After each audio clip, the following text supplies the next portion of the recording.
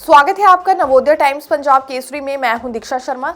देश प्रदेश की तमाम खबरों के साथ हम आपके समक्ष आ चुके हैं। शुरुआत मौसम से करना चाहेंगे क्योंकि पहाड़ी राज्यों में बारिश बर्फबारी होने के बाद पंजाब, हरियाणा, राजधानी दिल्ली में शीतलहर के साथ साथ प्रदूषण का डबल अटैक हो गया है। जहां एक ओर कोहरे की मार है, वहीं दूसरी ओर गंभीर प्रदूषण से भी जूझना पड़ रहा है यहाँ के लोगों को। और शीतलहर से जनजीवन पूरी तरह से बेहाल हो गया है। शीतलहर का प्रकोप राजस्थान, उत्तर प्रदेश में कुछ इस कदर बरपा है कि वहां पर पानी जाम होने लगा है।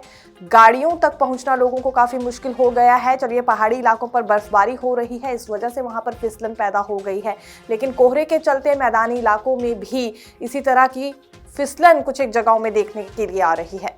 उत्तर भारत के ज्यादातर इलाकों में लगातार दूसरे दिन भी चुभन वाली ठंड महसूस की गई। सुबह के समय घना कोहरा छाए रहने, ठंडी हवाएं चलने और धूप नहीं निकलने से लोगों को भारी मुश्किलों का सामना करना पड़ा। हिमाचल प्रदेश में सड़कों पर बर्फ जमने से फिसलन कुछ इस कदर बढ़ गई है कि लोगों को आगे नहीं जाने दिया जा रहा है। अगर रोहतांग से आगे जाने का प्लान किसी भी पर्यटक की ओर से बनाया जा रहा है। हालांकि हिमाचल समेत पहाड़ी राज्यों में बर्फबारी से सैलानियों के चेहरे जरूर खिल गए हैं। अगले 2 से 3 दिनों तक घना कोहरा छाए रहने और शीतलहर चलने की संभावना है। कुछ जगहों पर शीत दिवस की स्थिति भी बन सकती है। पंजाब और हरियाणा में कड़ाके की ठंड पड़ रही है। इसको देखते हुए राज्य सरकार ने स्कूलों की छुट्टियां 13 जनवरी तक बढ़ा दी है। प्रदेश में ज्यादातर जगहों पर घने कोहरे के साथ भीषण ठंड और शीतलहर का प्रकोप बना हुआ है। दिल्ली में ज्यादातर जगहों पर पारा 10 डिग्री सेल्सियस से नीचे दर्ज किया गया। अधिकतम तापमान 6 डिग्री नीचे दर्ज किया गया है। अमृतसर में अधिकतम तापमान 10 डिग्री रहा। दिल्ली में प्रदूषण की मार कुछ इस कदर बरपी है कि ये जहरीली हवा खत्म होने का नाम नहीं ले रही है। एक दफा फिर एयर क्वालिटी इंडेक्स 400 पर जा पहुंचा है, जिस वजह से विजिबिलिटी शून्य हो गई है। लोगों को गाड़ियां चलाना काफी मुश्किल हो रहा है।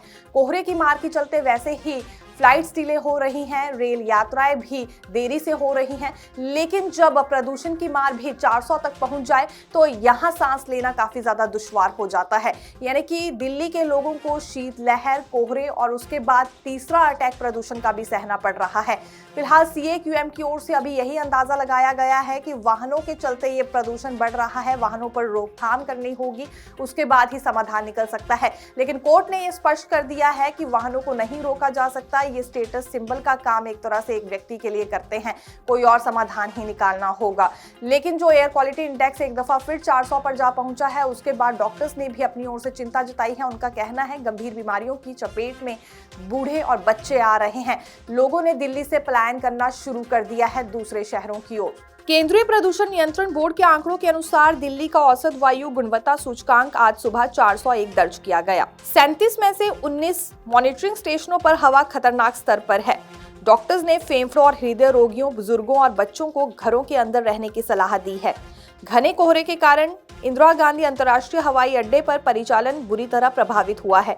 विजिबिलिटी घटकर 200 मीटर रह जाने के कारण कई उड़ानों में देरी हुई है। इंडिगो और एयर इंडिया ने यात्रियों के लिए एडवाइजरी जारी की है। दिल्ली आने वाली दर्जनों ट्रेनें देरी से चल रही है। सड़कों पर विजिबिलिटी कम होने से ट्रैफिक की रफ्तार धीमी पड़ गई है। प्रधानमंत्री नरेंद्र मोदी आज आंध्र प्रदेश और ओडिशा के दौरे पर रहने वाले हैं, जहां उनकी ओर से बड़े उद्घाटन और शिलान्यास किए जाएंगे। ये भी बताया जा रहा है कि आंध्र प्रदेश में 2 लाख करोड़ से ज्यादा का प्रोजेक्ट दिया जाएगा वहां के प्रदेशवासियों के लिए। प्रधानमंत्री आज आंध्र प्रदेश के विशाखापट्टनम में 2 लाख करोड़ रुपए से अधिक की परियोजनाओं का शुभारंभ करेंगे। इनमें पुदीमतका में ग्रीन हाइड्रोजन हब की आधारशिला रखना भी शामिल है। भारत में हरित ऊर्जा उत्पादन की दिशा में यह एक बड़ी पहल है, जिसमें करीब 1,85,000 करोड़ रुपए का निवेश होगा। केंद्रीय गृह मंत्री अमित शाह आज दिल्ली में अहम मीटिंग लेने वाले हैं, जिसमें कि उपराज्यपाल मनोज सिन्हा भी शामिल होने वाले हैं। जम्मू कश्मीर की सुरक्षा को लेकर ये बैठक ली जा रही है। इससे पहले, क्योंकि जब पहलगाम हमला हुआ था, हम देख रहे हैं लगातार अमित शाह की ओर से बैठकें बुलाई जा रही हैं और वहां की सुरक्षा समिति के साथ चर्चा हो रही है। आने वाले दिनों में किस तरह से मुंह तोड़ जवाब दुश्मनों को दिया जा सकता है, अगर कोई भी हरकत दुश्मन की ओर से होती है तो उसके लिए क्या व्यवस्था फिर भारत की सेना के पास है, इसी से संबंधित चर्चा आज भी होगी। बैठक में नियंत्रण रेखा व अंतर्राष्ट्रीय सीमा पर घुसपैठ रोकने, आतंकियों और उनके समर्थकों के खिलाफ अभियानों का आकलन होगा। बैठक में उपराज्यपाल मनोज सिन्हा, गृह मंत्रालय के वरिष्ठ अधिकारी, अर्धसैनिक बल, खुफिया एजेंसी और पुलिस प्रशासन के शीर्ष अधिकारी मौजूद रहेंगे। यह इस साल जम्मू कश्मीर की सुरक्षा स्थिति की सबसे बड़ी समीक्षा बैठक मानी जा रही है। जम्मू संभाग के पहाड़ों और दूर दराज के इलाकों में सुरक्षा बलों की ओर से आतंकियों का पता लगाने के लिए लगातार सर्च ऑपरेशन चलाए जा रहे हैं। पिछले कुछ महीनों में सुरक्षा बलों ने किश्तवाड़, डोडा और उधमपुर जैसे जिलों में कई मुठभेड़ों में आतंकियों को मार गिराया है। इन जिलों के जंगली इलाकों में आतंकी देखे गए हैं। इस अवधि के दौरान सीमा पार से घुसपैठ के प्रयासों को भी नाकाम किया गया है। ऐसे में ये बैठक महत्वपूर्ण मानी जा रही है सुरक्षा की दृष्टि से। नवोदय टाइम्स, पंजाब केसरी देखते रहिए। मैं दीक्षा शर्मा, धन्यवाद।